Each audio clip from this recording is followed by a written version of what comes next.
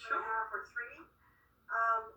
But again, making sure that you're giving them when they need the attention, right? And the risk of infants and toddlers, anybody under the age 2, the risks of them getting COVID or being a carrier of COVID are extremely low, right? So anybody else? Okay. So for the kids that, again, 2 years old and a bit older, even some of the ones that are a year and a half can learn some of these fun things. They won't always practice it, but they can learn it. So ways to physically connect safely. So connecting with your foot, gently with your foot, as opposed to a high five with your hand. If you look at the elbows touching, the faces are in opposite directions. So you've got the elbows touching, but you're looking in other directions. So you're not breathing on the person that's near you. Your hands are not touching. That's another safe way. Can anybody else think of ways of touching that would be okay for kids during the pandemic?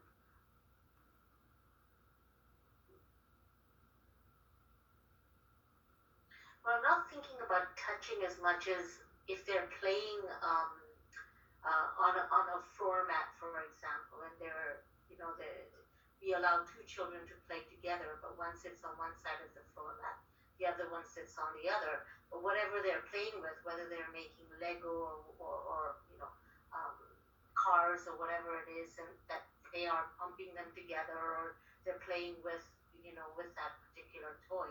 So that also gives them that little bit of connection with each other, but still staying that little bit of distance. That's fantastic. That is such an excellent idea. Yeah, that's really great. Or through a hula hoop or something that kind of gives them a distance to play with, like holding a hula hoop in between. Yes, exactly. Yeah.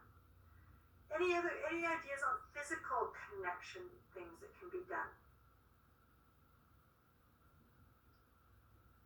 Well, I think eye contact is really important, right? Huge. Yeah. Excellent. So they know, they may not see your mouth, but they definitely see your eyes, and the fact that you're looking at them and that you're talking to them and getting down to their eye level and all of that. Absolutely. And we're going to talk more about that in a few minutes. So thank you for that. That was great. Our infants, they like to hug each other. So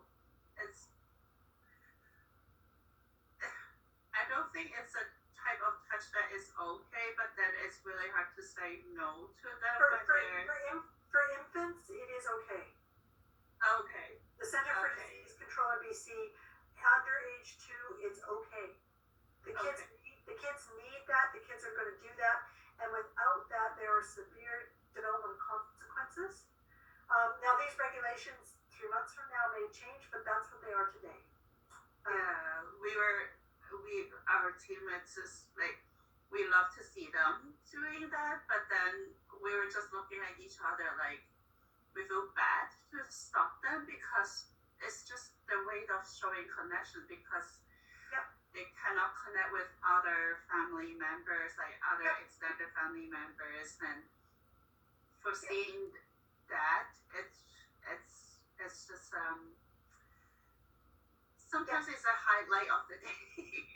Yeah, and if you have people that have concerns about it, direct them to the website for the Centers for Disease Control, because it gives you the guideline that for kids under 2, the risks are so minuscule that you don't need to be concerned about that. Teaching them, even the infants, you can wash the hands with them, right?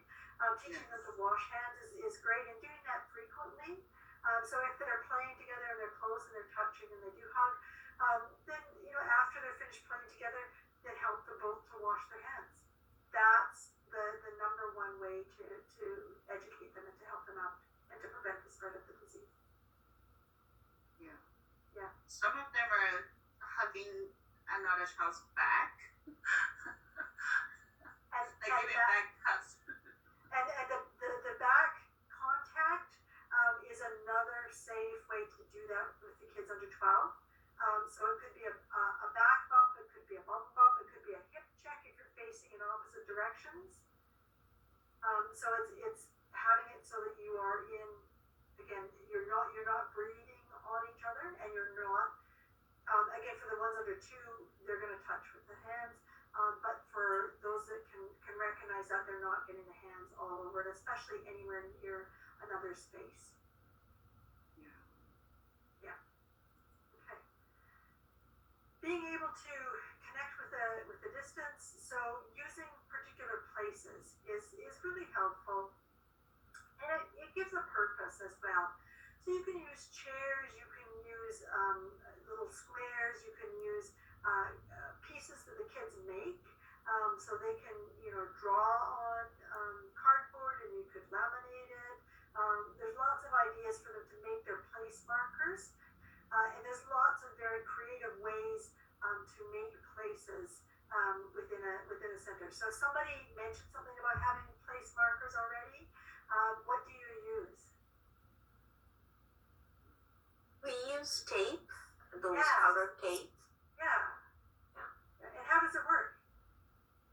very well. So after we done with our group or anything like that, music class or anything, they remove their own tape line and go back to the classroom or Perfect. go back to their work. Yeah, so they've got a good purpose with being able to do that too. That's fantastic. Yeah, and kids love to have stuff to do. Kids love to have that structure. So being able to create that for them is super important. Connecting with distance, being outside and active. So what the Center for Disease Control tells us is that playgrounds are a safe place for kids to be. And it's not as important to really have that distance between people, that like particular numbers of distance, as to just not be touching all over your buddy. Being out in the fresh air with kids completely lowers the risk for COVID. So if you want to spend time with the people who don't live with you, outdoors is the safer choice. And this is directly from Centers for Disease Control. What they said is that you are less likely to be exposed to COVID-19 during outdoor activities, and this is for adults as well, even without the use of masks for adults, when you stay 6 feet apart from people who don't live with you, and when you limit your time around the others. So for the young kids, again, it's a really safe place to be. Being able to get them outside as much as possible has many benefits. So not just the fact that it's less likely that there'll be transmission of COVID, but it's much more likely that they'll get good immune support, so that they have more capacity to fight off the viruses as well, and not just COVID, but other viruses. So when they're outside, they get the fresh air, they get the sun, which they get the vitamin D. All of these things boost the immune. They get a chance to be playing in the dirt, so they get healthy access to good microbiome, little bugs that help build our immune system. They get exercise, which helps to keep their blood circulating and flush out the toxins, especially if they're exercising to the point where they sweat. That helps again to clean out their bodies. So being outside and active is another really fantastic strategy when you can. I know Vancouver is pretty great for parks. There have been times though the parks have been closed. So it may not always be feasible, but when it is, even a walk around the block can be really helpful as well. And ways to do that, so you can go for a walk around the block, set up their places. Have that rope. You can have really fun things tied onto the rope, so everybody gets to make their own little place marker or whatever it is, right? And that's a fun activity. So again, they've got their distances. You can do funny walks and have your distances. You can do different animal walks and have your distances. You can do jumping or twirling or spinning and have your distances. You can do different yoga positions and postures and have your distances. So having that structure in place is super helpful for keeping connection, because we're all doing the same thing, but we've got that safety in mind when we're doing it as well. And a lot of these things can be done inside as well as outside.